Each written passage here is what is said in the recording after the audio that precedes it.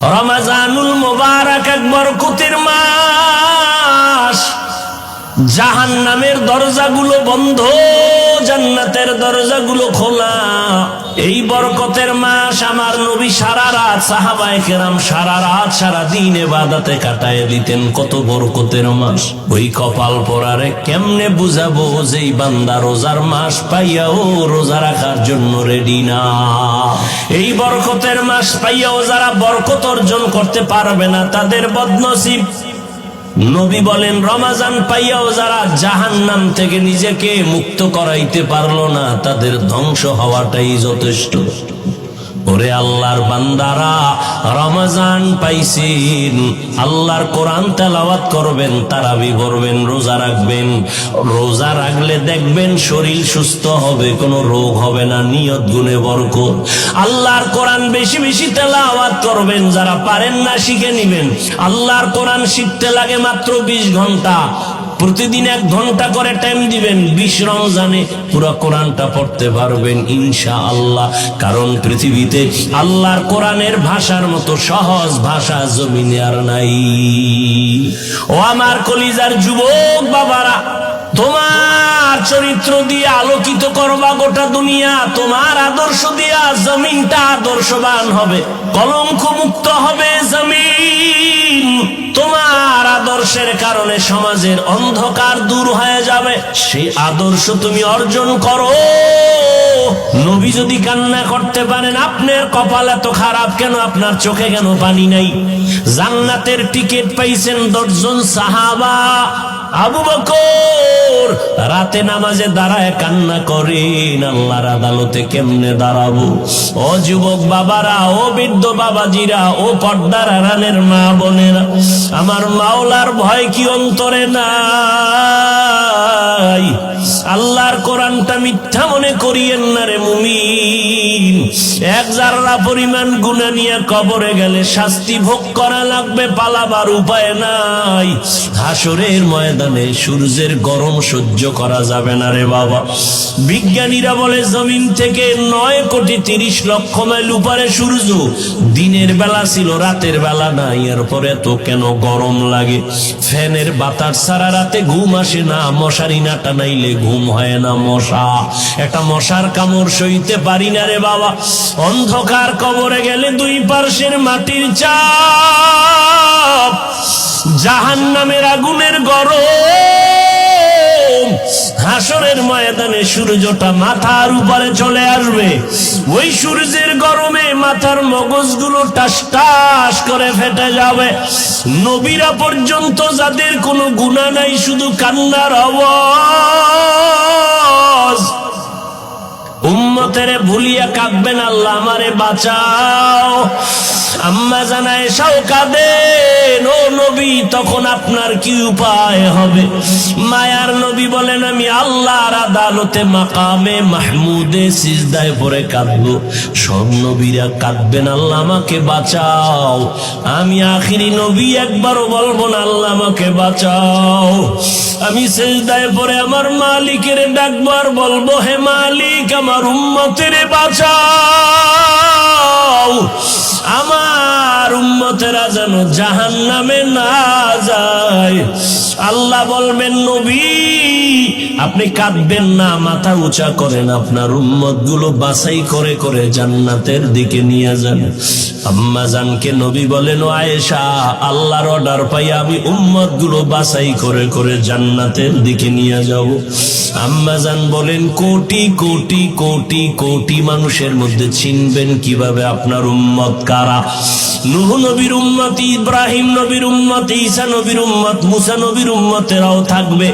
মায়ার নবী বলেন, ও আয়েশা, আমার উম্মত যারা 5 বেলার ওযু বানাইয়া নামাজ আদায় করেছে, তাদের ওযুর জায়গাগুলো নূরের আলোতে চমকাইতে থাকবে।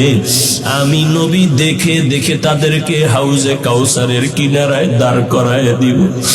আমি এদের দাঁড় করাইয়া আমি কাউসারের পানি পেয়ালা ভরে ভরে দিব। উম্মতেরা পাঠ করো। ময়দানে মানুষগুলো দাঁড়াবে উলঙ্গ, সূর্যের গরমে কলিজাটা ফেটে যাবে, পানি পানি বলে চিল্লাইতে থাকবে। আল্লাহর নবী বলেন, আমার উম্মত গুলোরে নিয়ে আমি প্রথমে কাউসারের পানি পান করাবো। আমার উম্মতেরা একবার যদি পানি পান করে আর পিপাসা লাগবে না।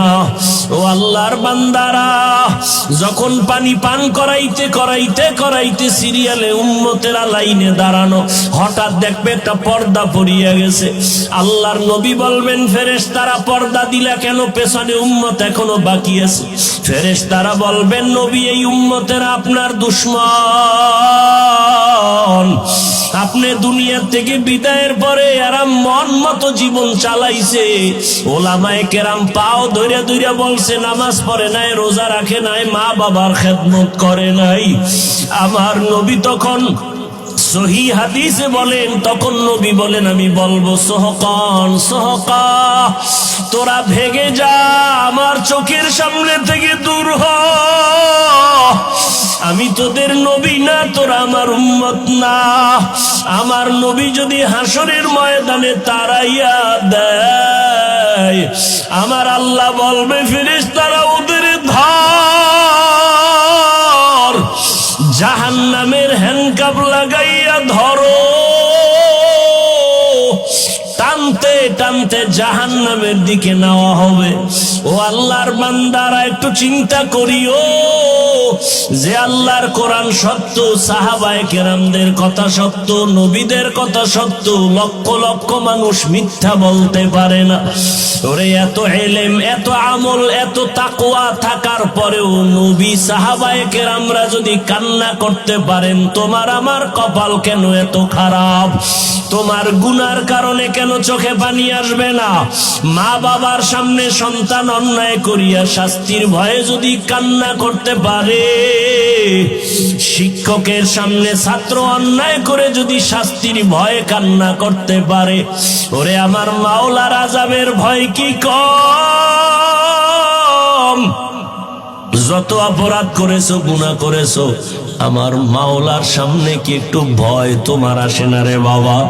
সাহাবায়ে কেরাম সমস্ত আউলিয়া উলিয়ারা কান্না করে করে কবরে গেলেন। ও আল্লাহর বান্দারা, এখনো সময় আছে, তওবা করে নাও। অন্তর ঘুরাই আমার মনে মনে মালিকের ডাকো, অন্তর থেকে গোপনে বলো, হে মালিক, এই ময়দানে আমার মতো গুনাহগার কেউ নাই রে আল্লাহ। আমার গুনার খবর আমার মা বাবা ভাই বোন আপনজন কেউ জানে না। তুমি জানো, রাগ করে পানি বন্ধ করো নাই, খানা বন্ধ করো নাই, সম্মানের জায়গা থেকে ফেলে দাও নাই। ও আল্লাহ, আমার গুনার খবর আমার মা বাবায় যদি জানতো, মনে মনে ঘৃণা করত। ও আল্লাহ, আজকে তওবার নিয়তে ময়দানে আসছি, গুনাহ নিয়ে বাসায় ফিরতে চাই না রে আল্লাহ। গুনার কথা স্মরণ করে কত বান্দা মোনাজাতে কান্না করে, আমার চোখে কেন পানি নাই? আমার কপাল বুঝি খারাপ? ও আল্লাহর বান্দারা, এখন থেকে তওবা করো, আল্লাহকে মনে মনে বলো, আল্লাহ, জীবনে আর নামাজ ছাড়বো না, রোজা ভাঙবো না। মা বাবা থাকলে দোয়া নিও, ঘরে যাইয়া মাকে বলিও, মা, আজকে বয়ানের ভিতরে কত বান্দা মোনাজাতে কাঁদলো, আমার চোখে পানি নাই কেন? আল্লাহ বুঝি আমার উপরে বেজার, আমি আজ তোমার দোয়া চাই, তুমি মাথায় হাত দিয়া দোয়া করিয়া দাও। মা যদি দোয়া করে দেয়, কপাল খুলিয়া যাবে রে বাবা। ও যুবকেরা, মাকে কত জিনজানি কাঁদাইছো, কত কষ্ট দিয়েছো, তাড়াতাড়ি মাপ চাইয়া নিও। কারণ আমার আল্লাহও ক্ষমা দিবেন না যদি মা ক্ষমা না দেয়। আল্লাহ ক্ষমা দিবেন না যদি শিক্ষক তোমাকে ক্ষমা না দেয়। বান্দার হক বান্দার থেকে আদায় করে নাও, আল্লাহ বান্দার হক মাফ করবেন না। আল্লাহর কাছে তওবা করে নাও।